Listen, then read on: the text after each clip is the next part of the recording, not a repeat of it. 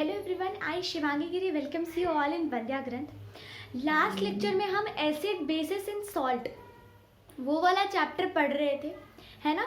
उसका इंट्रोडक्शन हमने ले लिया था अच्छे से। आज हम डेप्थ में पढ़ेंगे, और डेप्थ में पढ़ेंगे तो सबसे पहले हम एसिड के बारे में अच्छे से बात करेंगे, ठीक है। नेक्स्ट लेक्चर में हम जिनके बारे में बात करेंगे वो है बेस, ठीक है। तो सबसे पहले बात करेंगे एसिड के बारे में। तो अच्छा, मैंने आपको एसिड के बारे में क्या डेफिनेशन बताया था? एसिड के बारे में मैंने आपको डेफिनेशन क्या बताया था कि वो खट्टा होता है टेस्ट में। ये डेफिनेशन बताया था मैंने? नहीं, ये मैंने कैरेक्टरिस्टिक बताई थी उसकी। मैंने आपको लास्ट लेक्चर में बताया था कि there is a vast difference between telling the definition and telling the characteristics, है ना। अगर आपसे पूछा जाए कि इस व्हाइट बोर्ड क्या है, ऐसे डेफिनेशन देने के बाद आप इसको ये नहीं कह सकते कि हम इसके ऊपर लिखेंगे। आप इसकी डेफिनेशन दोगे ना, कहाँ से आई, कैसे आई, है ना। आप ये बताओगे, ये नहीं बताओगे कि इसके ऊपर हम क्या करते हैं, ये किस चीज़ के काम में आता है। ये डेफिनेशन नहीं हुआ। एसिड के भी केस में अगर हम किसी से पूछे एसिड क्या होता है, तो एसिड खट्टे होते हैं टेस्ट में। क्या ये डिफाइन करता है एसिड को कि एसिड खट्टे होते हैं? खट्टे होने वाली चीज़ एसिड है, ये क्या डिफाइन करता है? नहीं करता। एसिड वो होते हैं जो भी सब्सटेंस एक्वस मीडियम में H पॉजिटिव आयन, ठीक है, एक्वस मीडियम में H पॉजिटिव आयन छोड़े, उसे हम क्या कहते हैं? एसिड कहते हैं। क्या कहते हैं? एसिड कहते हैं। एसिड हम किसे कहते हैं? एसिड हम उसे कहते हैं जो कि प्रोड्यूस करे H positive ion in their aqueous medium, है ना। बस एसिड के बारे में आज के लेक्चर में बात करना है, बेस अगले वीडियो में देख लेंगे। एसिड वो होते हैं जो कि H पॉजिटिव आयन प्रोड्यूस करते हैं इन एक्वस मीडियम, ठीक है। कल भी लिखवाया था, आज भी लिख देती हूँ, H positive ion in their aqueous medium, ठीक है। अब अगर मैं बात करूँ कि इसके कैरेक्टरिस्टिक के बारे में, इसके चरित्र के बारे में, ठीक है, तब हम बोलेंगे कि वो क्षार होता है, वो खट्टा लगता है टेस्ट में, ठीक है। वो खट्टा लगता है टेस्ट में, ये बताएंगे। और क्या बताएंगे भाई इसके बारे में? और हम बताएंगे ये कोरोसिव होता है नेचर में, है ना। ये कोरोसिव होता है नेचर में, ये खट्टा होता है, ठीक है। तो जब कैरेक्टरिस्टिक पूछा जाए आपसे, कैरेक्टरिस्टिक पूछी जाए इसकी, तब आप ये बताओगे और उसके बारे में बताओगे कि हाँ भाई वो एक गुड इलेक्ट्रोलाइट है। तो जब हम इसके कैरेक्टर्स के बारे में बात करेंगे, कैरेक्टरिस्टिक के बारे में बात करेंगे, तब हम बोलेंगे कि हाँ भैया एसिड कैसी होती है। एसिड को अगर हम अपनी जीभ पर रखेंगे तो वो हमें खट्टा टेस्ट देगी, ठीक है। कैसी होती है? कोरोसिव होती है नेचर में। और क्या होती है? अच्छी इलेक्ट्रोलाइट होती है, ठीक है, अच्छी इलेक्ट्रोलाइट होती है। इसलिए चैप्टर 1 में आपकी एक्टिविटी लास्ट क्लास में बताया था, उसमें क्या यूज किया था? H2SO4 यूज किया था कंडक्शन बढ़ाने के लिए, ठीक है। तो ये एसिड के बारे में बात हुई। अच्छा, एसिड अगर आप देखोगे ना, तो आप एसिड के बारे में बहुत सारी चीजें देखोगे। पहला जो फंडा आप देखोगे ना एसिड के बारे में, इसका पहला सिंपल सा फंडा रहेगा स्ट्रॉन्ग एसिड रहेगा, वीक एसिड रहेगा। स्ट्रॉन्ग एसिड और वीक एसिड, ठीक है। उसके बाद आपका रहेगा, क्या रहेगा? आपके पास होगा organic acid and inorganic acid. Organic acid और इनऑर्गेनिक एसिड।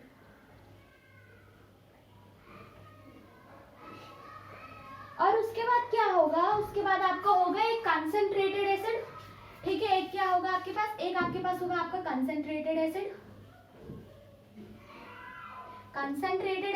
और एक होगा डाइल्यूट एसिड, एक होगा आपका डाइल्यूट एसिड। तो अच्छा, आप देखना, ये दोनों एक कैटेगरी के एसिड होते हैं। एसिड को ना हम 3 बेसिस पे डिवाइड करते हैं, ठीक है, 3 बेसिस पे। वो तीन से बेसिस कौन से हैं? On the basis of strength, ठीक है। स्ट्रेंथ के बेसिस पे हम उसे स्ट्रॉन्ग या फिर वीक एसिड में डिवाइड करते हैं। On the basis of strength किसमें डिवाइड करते हैं? वीक या फिर स्ट्रॉन्ग की। भैया उसमें कितना ताकत है, वही तो स्ट्रेंथ है। उसके बाद on the basis of origin, ठीक है, ओरिजिन कहाँ से आया है, ठीक है। आपको ऑर्गेनिक इनऑर्गेनिक से पता चल रहा होगा कि ऑर्गेनिक जो है वो नेचर से एक्सट्रैक्ट की जाएंगी, और इनऑर्गेनिक जो है वो हम सिंथेटिकली लेबोरेटरी में बनवाएंगे, है ना, बनाएंगे।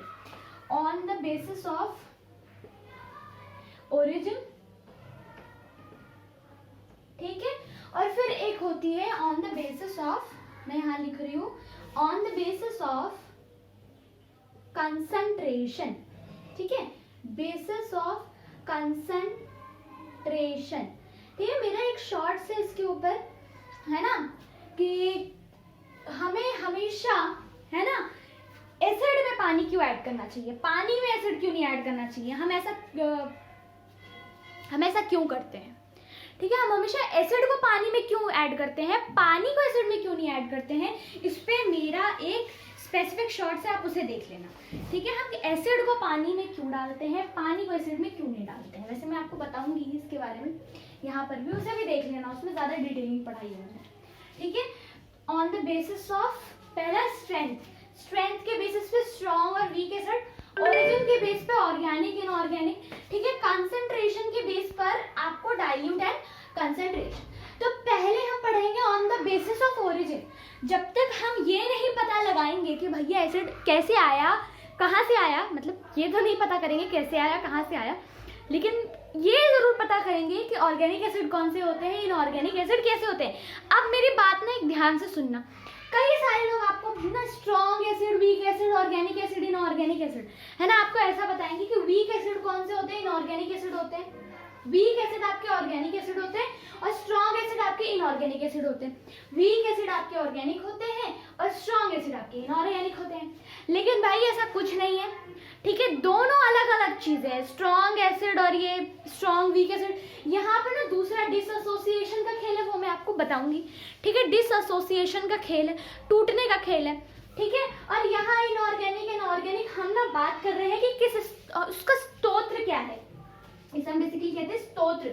ओरिजिन क्या होती है, स्तोत्र, कहाँ से मिलती है, ठीक है, कहाँ से मिलती है इसके बारे में, ठीक है। ओरिजिन सबसे पहले आपको मैं ना कुछ लिखवा रही हूँ यहाँ पे, प्लीज हो सके ना तो उसे आप भी लिख लेना और याद भी कर लेना प्लीज, ठीक है। आपको मैं ऑर्गेनिक एसिड बेसिकली कहाँ से आती है, नेचर से आती है। ऑर्गेनिक एसिड आपको कहाँ से मिलती है, ऑर्गेनिक एसिड आपको मिलती है नेचर से, ठीक है। नेचर से आपको जितनी एसिड मिलती है ना, सारे के सारे एसिड आपकी कौन सी एसिड होती है, आपकी इनऑर्गेनिक एसिड होती है, ठीक है। समझ में आई मेरी बात। ऑर्गेनिक एसिड कौन सी होती है, जो नेचर से एक्सट्रैक्ट की जाती है, ठीक है, जो नेचर से मिलती है, नेचर में। अच्छा, आपने कभी लेमन खाया है, लेमन खाया है, लेमन ऑरेंज, क्या होता है, वो खट्टे लगते हैं ना टेस्ट में। तो हमने क्या पढ़ा था एसिड के बारे में कि जो सब्सटेंस खट्टे लगते हैं उनमें एसिड होता है। एसिड क्या होते हैं, शार एंड टेस्ट होते हैं, है ना। और हम यहाँ पर क्या बात कर रहे हैं, नेचर से। तो भाई नींबू को क्या किया आपने, लेबोरेटरी में बनाया नहीं ना, आपको कहाँ से मिला, नेचर से मिला, आपको प्लांट से मिला, है ना। तो वो उसमें लेमन में और ऑरेंजेस में जो एसिड प्रेजेंट होती है, वो कौन सी एसिड होती है, वो ऑर्गेनिक एसिड होती है, ठीक है। और उस एसिड का क्या नाम है, सिट्रिक एसिड है, ठीक है। हम क्यों याद करें, हमें क्या मतलब पड़ा है, याद कर लेना, ठीक है, बहुत इंपॉर्टेंट है ये छोटी छोटी चीजें होती है ना जिसे हम छोड़ देते हैं, यही कई बार ना मतलब हमारी बड़ी बड़ी बेसिक बनाने में मदद करती है, बड़ी बड़ी चीजों की बेसिक, है ना। तो छोटी छोटी चीजों को मत छोड़ा करो, छोटी छोटी चीजों को भी पढ़ लिया करो, ठीक है। तो सबसे पहले जो चीज है ना, सबसे पहले आएगी हमारी लेमन। सबसे पहले क्या आएगा, लेमन वगैरह। मैं आपको लिखवा रही हूँ कि किसमें कौन सा एसिड मिलता है, आपको भरोसा ना हो अपनी एनसीईआरटी में देख लेना, है ना, अपनी एनसीईआरटी में देख लेना। एनसीईआरटी के अंदर भी आपको दिया हुआ है ऑर्गेनिक एसिड और इनऑर्गेनिक एसिड, और उसमें आपको शायद दे रखे है कि किसमें कौन सी एसिड है, ध्यान से, है ना। तो मतलब एनसीईआरटी में तो भैया जितनी चीज दी हुई उतनी चीज तो हमने पढ़नी ही है, वो इम्पोर्टेंट तो है ही, ठीक है। सबसे पहला लेमन और ऑरेंज, उसमें कौन सा एसिड मिलता है, उसमें हमें मिलता है सिट्रिक एसिड। कौन सा एसिड मिलता है, हमें मिलता है उसमें सिट्रिक एसिड, ठीक है। कौन सा एसिड, लेमन में और ऑरेंजेस में हमें कौन से एसिड मिलते हैं, सिट्रिक एसिड मिलते हैं। एप्पल में हमें मिलते हैं मैलिक एसिड। एप्पल में क्या मिलते हैं हमें, एप्पल में मिलते हैं हमें मैलिक एसिड। लिख लेंगे प्लीज, ठीक है, लिख लेंगे, स्क्रीनशॉट के भरोसे नहीं बैठेंगे, मैं ऐसे खींचने दे दूंगी, लेकिन प्लीज लिख लो ना, तो वो ज्यादा बेटर रहता है, ठीक है। टोमेटोज में होते हैं हमारे ऑक्जेलिक एसिड। कौन से एसिड होते हैं हमारे, होते हैं ऑक्जेलिक एसिड, ठीक है, ठीक है। उसके बाद आता है हमारा टर्मरिन, ठीक है। टर्मरिन, जिसे हम क्या कहते हैं, इमली भी कहते हैं, ठीक है, टर्मरिन, टर्मरिन सबसे इजी ऐसे याद करना, ठीक है, एग्जाम में आपको यहाँ पर इमली लिखकर नहीं आएगा, ठीक है। टर्मरिन का कौन सा एसिड होता है, टैट्रिक एसिड, टैट्रिक एसिड। तो अगर आपको देख लो यहाँ पर यार, टी फॉर टर्मरिन, टी फॉर टैट्रिक, है ना, कहानी खत्म हो गई। अब जो दूध है ना, शार मिल्क या फिर दही, है ना, शार मिल्क या फिर कर्ड, उसमें कौन सी एसिड होती है, उसमें होती है हमारी लैक्टिक एसिड। कौन सी एसिड होती है, होती है लैक्टिक एसिड। कौन सी एसिड होती है, लैक्टिक एसिड, क्लास में याद करते हुए जाओ, ठीक है। विनेगर, विनेगर में कौन सा एसिड होता है, विनेगर में होता है हमारा एसिटिक एसिड। कौन सा एसिड होता है, एसिटिक एसिड, ठीक है। विनेगर के बाद है हमारा एंट स्टिंग, ठीक है, जब हमें वो काट देती है, क्या कहते हैं उसे, चूटी, है ना, चूटी जब हमें काट जाती है ना, तो वहां पर भी क्या होता है, वहां पर भी हमारी एसिड प्रेजेंट होती है, तभी हमें वो इतनी ज्यादा दर्द होती है, ठीक है, जलन होती है, वो एसिड के ही कारण होती है। समझ में आया। उसमें होती है methanoic acid, methanoic acid, methanoic acid, जिसको हम, नहीं, मिथेनोइक एसिड याद कर लो, इनफ, ठीक है। आई बात समझ में, इसे याद कर लेना प्लीज, ठीक है। ये जो आपकी जो इतनी दूर की चीजें है ना, इसे याद कर लेंगे अच्छे। लेमन एंड ऑरेंज में कौन सा एसिड होता है, सिट्रिक एसिड होता है। एप्पल में कौन सा एसिड होता है, मैलिक एसिड होता है। टोमेटो में ऑक्जेलिक एसिड होता है। टर्मरिन यानी इमली में टैट्रिक एसिड होता है। शार मिल्क में लैक्टिक एसिड होता है। विनेगर में एसिटिक एसिड होता है। एंड स्टिंग में आपकी मिथेनोइक एसिड होती है, ठीक है। इतनी चीज याद रहेगी। ये वाले का आप स्क्रीनशॉट ले लो, वीडियो पॉज करो, लिख लो, वो ज्यादा बेटर रहेगा, ठीक है। आगे बढ़ते हैं अब हम ऑर्गेनिक। अब देखो ऑर्गेनिक एसिड हमारा कंप्लीट हो गया, ठीक है। क्या हो गया, ऑर्गेनिक एसिड हमारा कंप्लीट हो गया। अब है भैया इनऑर्गेनिक एसिड्स की बारी, है ना। तो जैसे कि मैंने आपको बोला भी था कि चैप्टर 2 में आपको बताऊंगी, है ना। तो चैप्टर 2 में आपको बताऊंगी जो जो चीजें मैंने आपको बोला चैप्टर 1 में, कि चैप्टर 1 में नहीं, चैप्टर 2 में बात करेंगे, है ना। उसके बारे में हम चैप्टर 2 में बात करेंगे, ठीक है। देखो इनऑर्गेनिक एसिड जो होती है ना, वो लेबोरेटरी में बनाई जाती है। किधर बनाई जाती है, लेबोरेटरी में बनाई जाती है। तो सबसे पहला जो हमारा इनऑर्गेनिक एसिड है ना, इनऑर्गेनिक एसिड जो सबसे पहला है वो है HCl, HCl हाइड्रोक्लोरिक एसिड, जो कि हमारे पेट में भी प्रेजेंट होता है। अगर आपने चैप्टर 1 पढ़ लिया तो आपने पढ़ा होगा उसमें कि डाइजेशन में हमारा HCl प्रेजेंट होता है ना, प्रेजेंट होता है ना। तो देखो यार, बहुत अच्छा चैप्टर है आपका ये, इसे ध्यान से पढ़ना, बहुत मजा आएगा, ठीक है। हाइड्रोक्लोरिक एसिड है हमारा सबसे पहला, ठीक है, hydrochloric acid. Most of the, क्या कह सकते हैं हम इसे,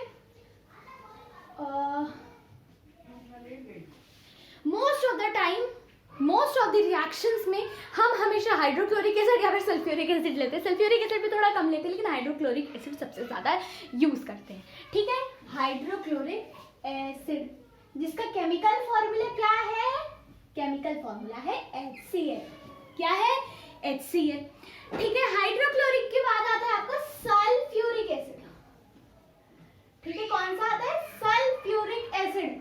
सल्फ्यूरिक एसिड को हम क्या कहते हैं, H2SO4 कहते हैं, ठीक है। क्या कहते हैं, H2SO4 कहते हैं, ठीक है। उसके बाद आता है आपका सल्फ्यूरस एसिड,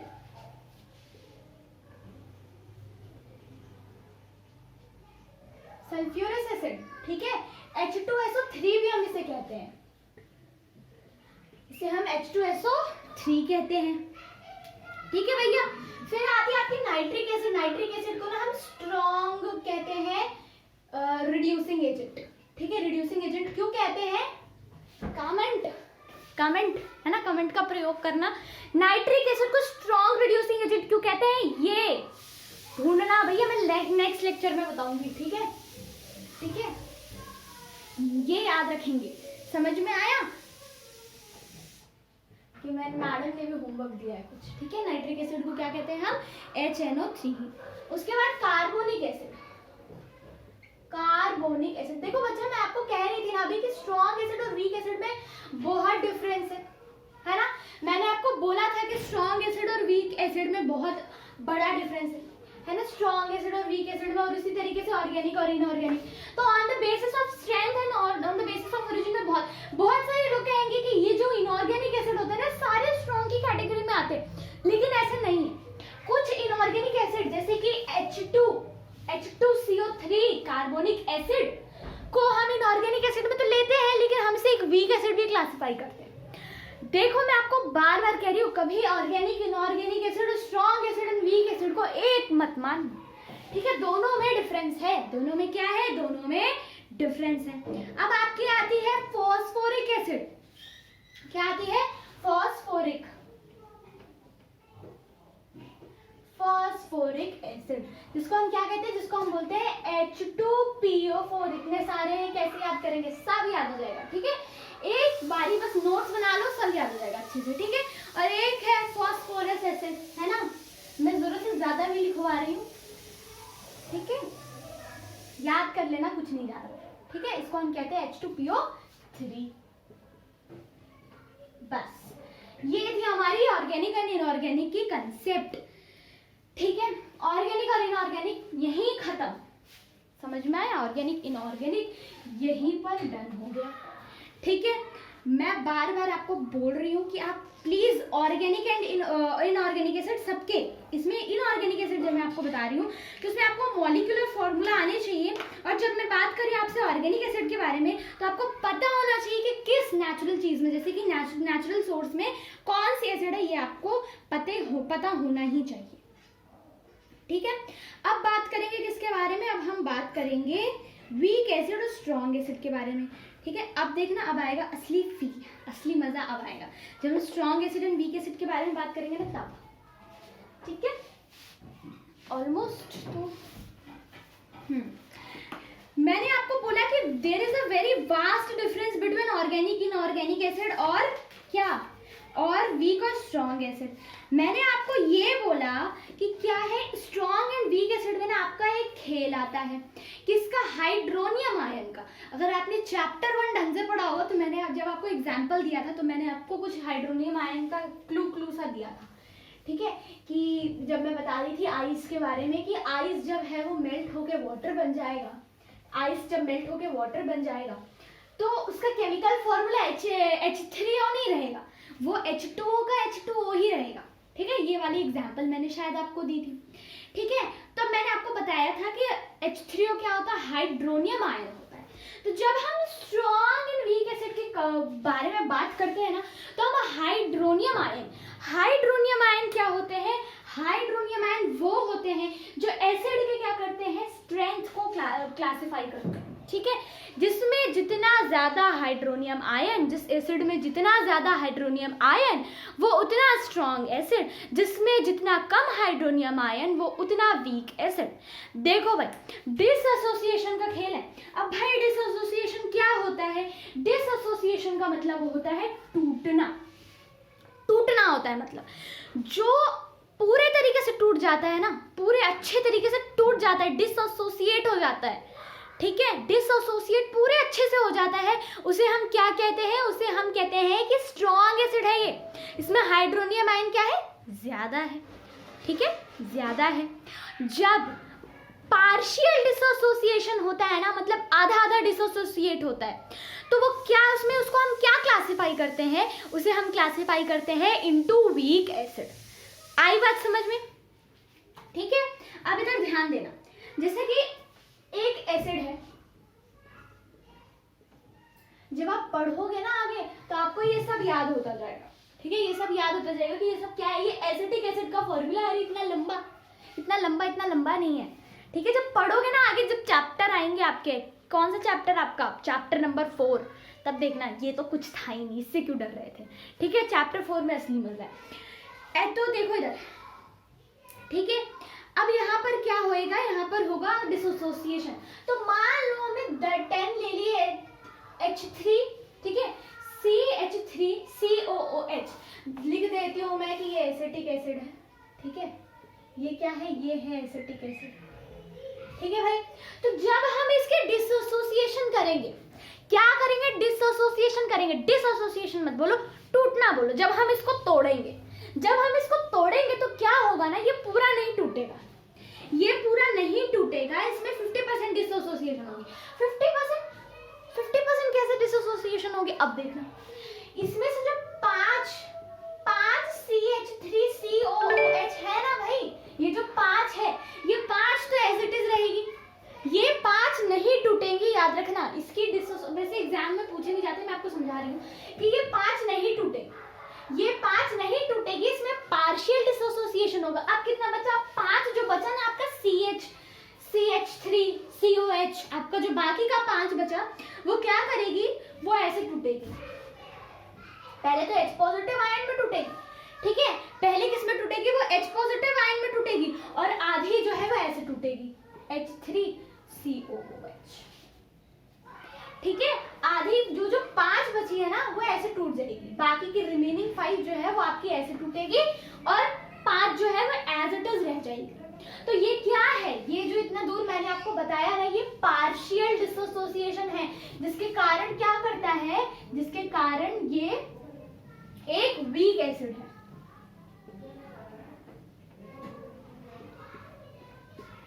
पार्शियल डिसोसिएशन, जिसके कारण हम इसे किस में क्लासिफाई करते हैं? एक वीक एसिड के अंदर क्लासिफाई करते हैं हम इसे, ठीक है, किसी एसिटिक एसिड को। अब देखो, दोबारा से सुनो, अगर हमने 10 लिए, पैनिक नहीं होना, ध्यान से सुनना, जब 10 हमने CH3COH यानी एसिटिक एसिड जब हमने 10 लिया, ठीक है, कितने लिए? 10 लिए। जब हमने इसका डिसोसिएशन कराया, डिसोसिएशन मतलब तोड़ा, इसको तोड़ा तो क्या होगा? 5 तो पहले निकल के आपका एक साइड हो जाएगा, 5 इसमें नहीं टूटेगा, तभी वो पार्शियल डिसोसिएशन कहलाएगा। आधा नहीं टूटना चाहिए, समझ में आया? आधा नहीं टूटेगा, 5 यहाँ है, और बाकी की जो बची ना, वो कुछ H पॉजिटिव आयन में टूट जाएंगी, कुछ CH3COH नेगेटिव में टूट जाएंगी, ठीक है। आई बात समझ में? इसीलिए इसमें हाइड्रोनियम आयन की कंसेंट्रेशन क्या होगी? एसिटिक एसिड में हाइड्रोनियम आयन की कंसेंट्रेशन क्या होगी? हाइड्रोनियम आयन की कंसेंट्रेशन कम होगी। H3O पॉजिटिव की कंसेंट्रेशन क्या होगी? कम होगी। इसीलिए हम इसे क्या क्लासिफाई करेंगे? इसे हम एक वीक एसिड क्लासिफाई करेंगे, बस, ठीक है। आई बात समझ में? जितनी हाइड्रोनियम आयन कम है, उतना कम डिसोसिएशन होगा, जितना कम टूटेगा वो उतना वीक एसिड होगा, बस ये पकड़ लेना, सब समझ में आ जाएगा, ठीक है। एक और बार देख लेना अगर आपको समझ में नहीं आया, ठीक है। एक और हम एग्जाम्पल लेंगे, किसका एग्जाम्पल लेंगे? अभी हम लेंगे किसका? H2SO4 का, ठीक है। H2SO4 का जब हम एग्जाम्पल लेंगे ना, तो H2SO4 तो भैया बिल्कुल बढ़िया तरीके से टूट जाता है। H2SO4 क्या करता है? H2SO4 बिल्कुल अच्छे तरीके से टूट जाता है, उसमें ऐसा कोई पार्शियल डिसोसिएशन नहीं होता, ठीक है, वो बिल्कुल अच्छे से टूट जाता है। या फिर H2SO4 छोड़ो, हम आगे बढ़ते हैं, ठीक है। H2SO4 छोड़ो, हम आगे बढ़ते हैं, क्योंकि H2SO4 पढ़ाने के चक्कर में फिर गड़बड़ हो जाएगा, फिर ये जो इधर बताया है वो H2SO4 के खेल में ना थोड़ा सा उल्टा हो जाएगा, तो कंफ्यूजन आ जाएगी। तो H2SO4 के बारे में ना हम नेक्स्ट वीडियो में बात कर लेंगे, ठीक है, इस वीडियो में नहीं। देखो,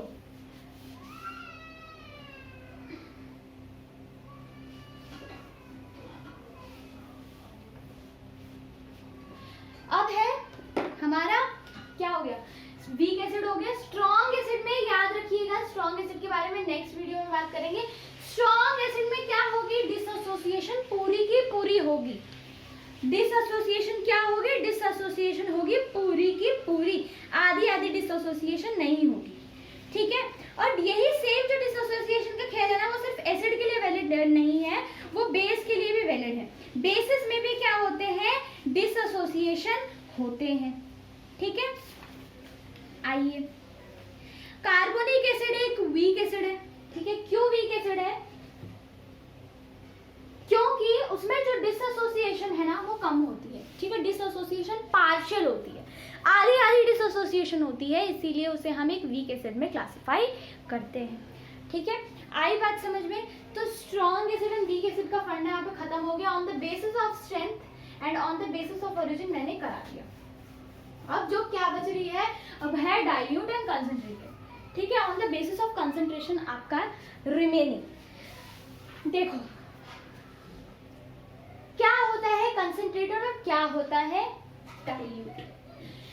ये पढ़ने से पहले एक बात याद रखें कि हम हमेशा एसिड को पानी के अंदर डालते हैं। वी ऑलवेज ऐड, इसे कहीं लिख लेना डब्बा में बनाकर, we always add acid to the water,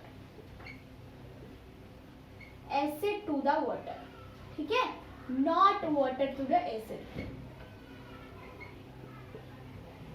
और अगर आलस नहीं है आपके अंदर तो फटाफट से एक पेंसिल ले लेना, एक बीकर बना लेना, ठीक है, एक बीकर बना लेना, उस बीकर के अंदर एसिड, उस बीकर के अंदर ऐसे लिख लेना कि यहाँ पर एसिड है, ठीक है, और यहाँ पर ऐसे कुछ ऐसे ज्यादा खूबसूरत ड्राइंग मत बनाना और इसको लिख देना पानी, ठीक है, इसको लिख देना पानी और उस पर क्रॉस लगा देना, ठीक है।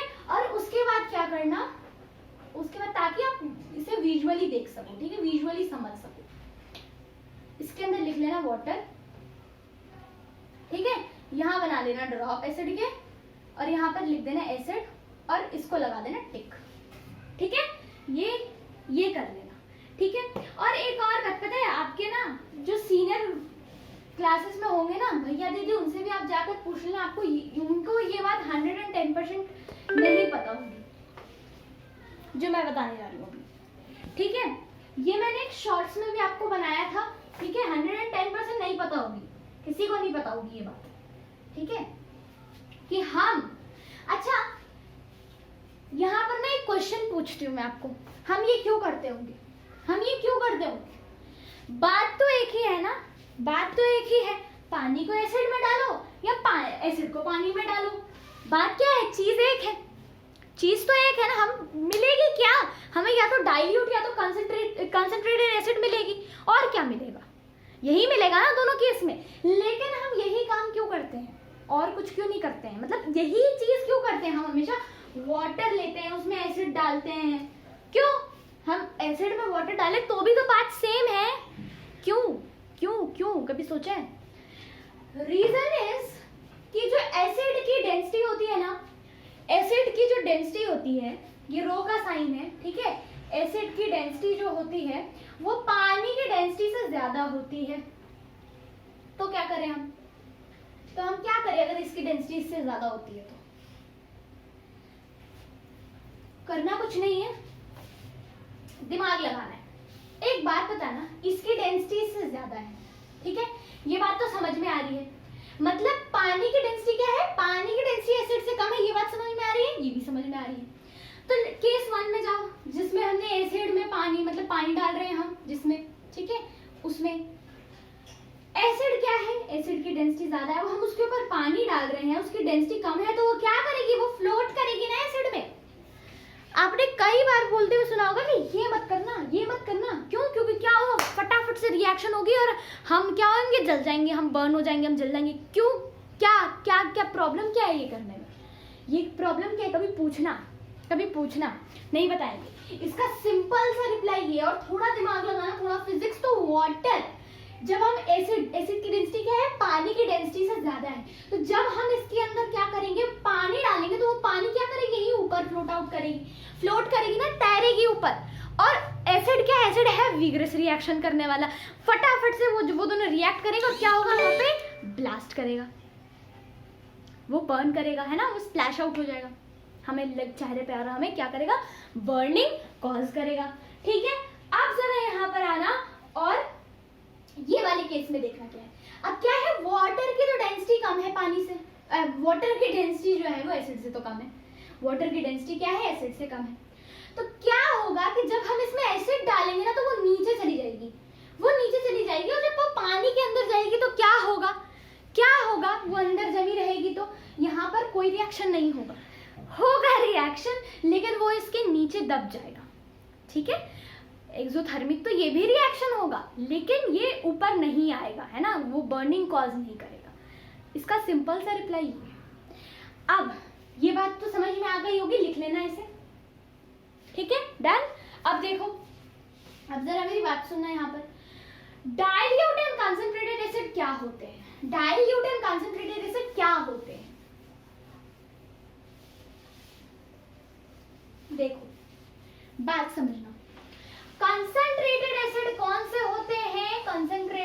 कंसंट्रेटेड एसिड वो होते हैं जिसमें कॉन्क एसिड कौन से होते हैं?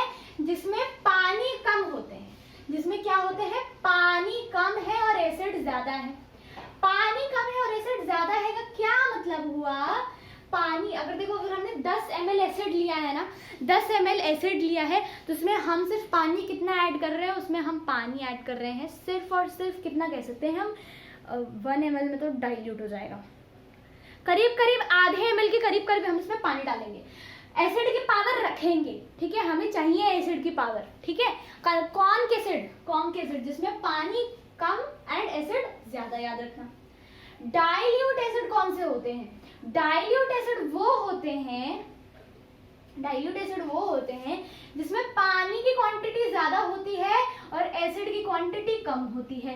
पानी की क्वांटिटी ज्यादा होती है और एसिड की क्वांटिटी कम होती है, उसे हम क्या कहते हैं? डाइल्यूट। एंड होपफुली आपके केमिस्ट्री लैब में ना डाइल्यूट एसिड होगी, क्योंकि अभी तो छोटे छोटे बच्चे हैं ना, इसीलिए डाइल्यूट एसिड होगी। जब केमिकल के साथ खेलना होगा तब कॉन्सेंट्रेटेड एसिड देंगे, ठीक है।